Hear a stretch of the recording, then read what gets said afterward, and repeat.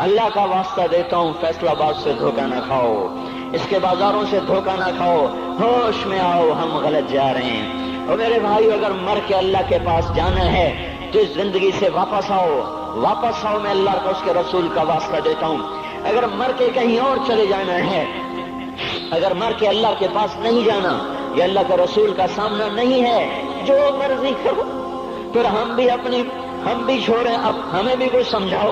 ہم کیوں بول بول کے گلے کی ایک ایک رگ میں درد اتار بیٹھے؟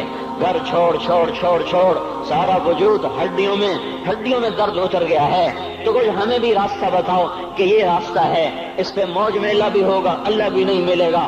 آؤ ہم سب پھر ہم بھی مل کر تمہارا ساتھ دیں۔ ہم کیوں ایسے کھاری اٹھائے ہوئے در کی ٹھوکریں کھاتے پھر رہے ہیں؟ میرے بھائیو، اور اگر ایسا کوئی راستہ نہیں ہے، اور میں بتا رہا ہوں کوئی نہیں ہے، کوئی نہیں ہے، کوئی نہیں ہے، میرے پاس کوئی مضمون نہیں بیان کرنے کو۔ میں یہ نوجوانوں کو دیکھتا ہوں، میرے بندر ٹوٹ جاتے ہیں، میں دیوانہ ہو جاتا ہوں کہ میں ان کے کیسے دلوں میں اتر کر ان کے دلوں کی لگاموں کو اللہ کی طرف پھیر دوں اور اس کے رسول کی طرف پھیر دوں۔ یہ جب گانے بجانے میں ڈوبتے ہیں، جب یہ رقص گاہوں کو چلتے ہیں، جب یہ تاجر غلط تولتے ہیں، اور جب یہ بینک سے قرضے لے کر لمبے لمبے نظام بناتے ہیں، پرائز بانڈ خرید کر دعائیں مانگتے ہیں، اللہ میرا بانڈ نکل آئے۔ او میرا بھائی، تجھے کیا ہو گیا؟ تو جوئے پر دعائیں کر رہا ہے کہ یا اللہ میرا بانڈ نکال دے۔ میں کیسے ہوش میں لاؤں؟ میں تو خود مدہوش ہو چکا ہوں۔ میں تو صدمے جیسے آدمی کو پاگل کر دیتے ہیں، دیوانہ کر دیتے ہیں۔ وہ دیوانگی کی کیفیت ہے کہ کوئی سنتا ہی نہیں، کوئی مانتا ہی نہیں۔ 4 دن کے تھوڑی دیر کے لیے ہائے ہائے کرتے ہیں، پھر وہی ڈگر، وہی راہیں، وہی غفلت، وہی صبحیں، وہی شامیں۔ کہاں سے کوئی آئے گا؟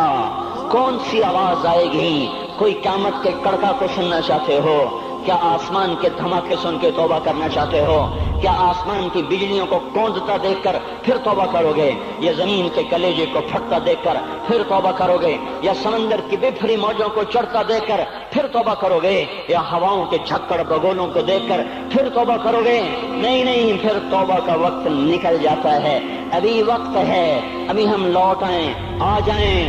قبروں کی وہ سیدگی یاد کرو، قبروں کے اندھیرے یاد کرو۔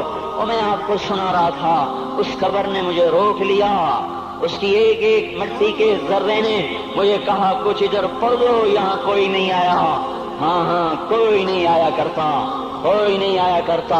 یہاں علی فاطمہ جدا ہو گئے، باقی کون ہمیشہ رہ سکتا ہے؟ اور جب جدائیاں ہوتی ہیں پھر کیا ہوتا ہے؟ كأن لم تكن بيني وبينك خلة ولا حسن ود مرة في التبادل۔ پھر ایسا ہوتا ہے جب جدائیاں ہو جاتی ہیں، پھر یوں ہوتا ہے کہ جیسے کبھی کوئی آیا ہی نہ تھا، کوئی مل بیٹھا ہی نہ تھا، کوئی ماں نہ تھی، کوئی باپ نہ تھا، کوئی بھائی نہ تھا، کوئی سنگی نہ تھا، کوئی ساتھی نہ تھا۔ اس طرح انسان بھلا دیتا ہے اپنے جھمیلوں میں گم ہو کر، ہنسی مذاق میں گم ہو کر۔ میں اس قبر میں کھڑا پڑھتا جا رہا ہوں، اس کا کتبہ ٹیڑھا ہو چکا ہے زمانے کی گردش نے اور ماضی کے بے رحم گردش نے اس کے سارے کتبے کو کالا کر دیا تھا۔ مجھے تجسس ہوا، میں دیکھوں یہ ہے کون جس کی قبر نے مجھ جیسے اجنبی کو رونے پہ مجبور کر دیا اور مجھے کھڑا کر دیا۔ میں قریب ہوا، میں نے جھاڑا تو پر لکھا ہوا تھا اللہ اکبر، رستم ہند امام بخش۔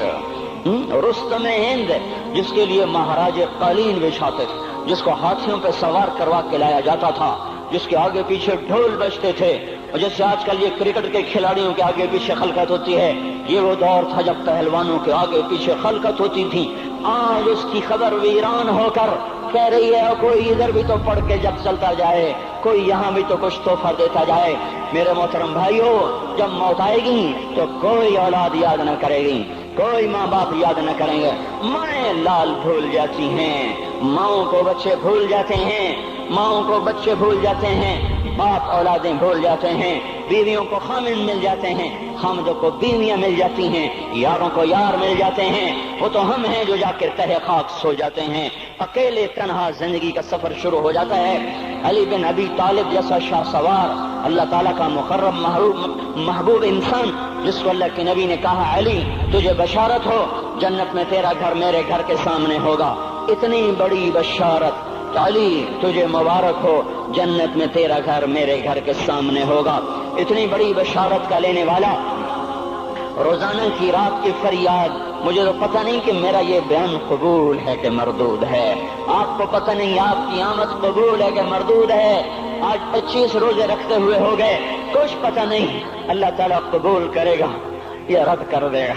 बड़ी जात है, आज तक जिंदगी में कोई एक अमल भी नजर नहीं आता जिस पर हम दावा कर सकें ये काम तो मेरा अल्लाह को बड़ा पसंद आएगा और मेरी बख्शिश का सामान हो जाएगा। हम फकीर लोग हैं मेरे भाइयों, हमारी माइशत इतनी खराब नहीं हुई जितना हमारा ईमान खराब हो गया है। हमारा फकीर, उसका चूल्हा ठंडा हुआ है, हमें उसका दर्द है, लेकिन उसके चूल्हे ठंडे होने का इतना दर्द नहीं है जितना उसके ईमान की अंगीठियां सर्द हो चुकी हैं, जितना ये दर्द है, क्योंकि ये फकर मालदारों को भी हासिल है। ये फकर पूरी दुनिया पे छा चुका। मालदार भी फकीर हैं, दुकानदार भी फकीर हैं, ताजर जमींदार भी फकीर हैं। आज जो जितना बड़ा दुनियादार है वो ईमान का उतना बड़ा फकीर हो चुका है।